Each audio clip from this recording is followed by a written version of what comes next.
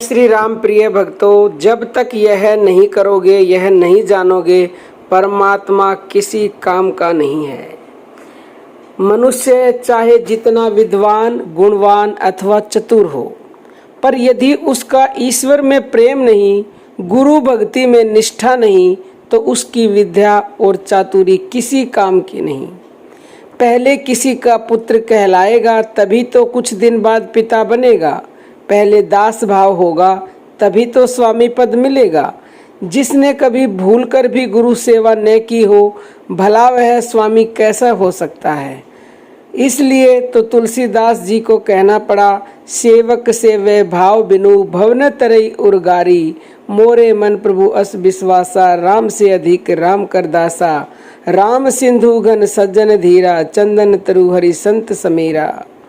सागर की लंबाई, चौड़ाई, गहराई का कोई नापतोल नहीं है।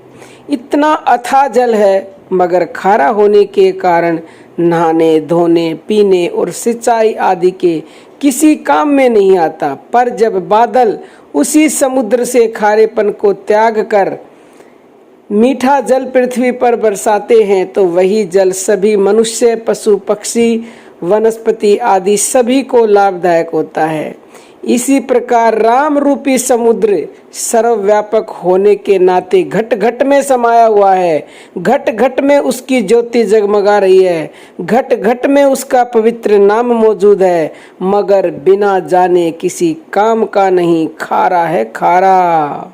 तुलसीदास जी ने कहा है, घट में है सूझे नहीं, लानत ऐसी जिंद, तुलसी या संसार को हुयो मोतियो बिन। सागर के अथाह जल की तरह सर्वव्यापक परमात्मा किसी काम का नहीं, क्योंकि परमात्मा यह कभी नहीं कहता कि मैं तुम्हारे दिल में बैठा हूँ, और न ही किसी को इसका आनंद मिलता है। मगर जब सदगुरु रूपी बादल आते हैं और हमारे ऊपर सत्संग रूपी वर्षा करते हैं, तथा घट घट व्यापक ज्योति जिसे भृगो चांदना, परम प्रकाश, विश्व रूप, नूरे इलाई या डिवीजन लाइट और प्रभु के पावन नाम का, जिसे अमृत नाम, अखंड नाम, महामंत्र, सत्य नाम, पावन नाम, हक नाम, बांगे इलाई गैबी आवाज, गुप्त नाम, हंस नाम, प्रणव योग, लय योग, हंस योग कहते हैं,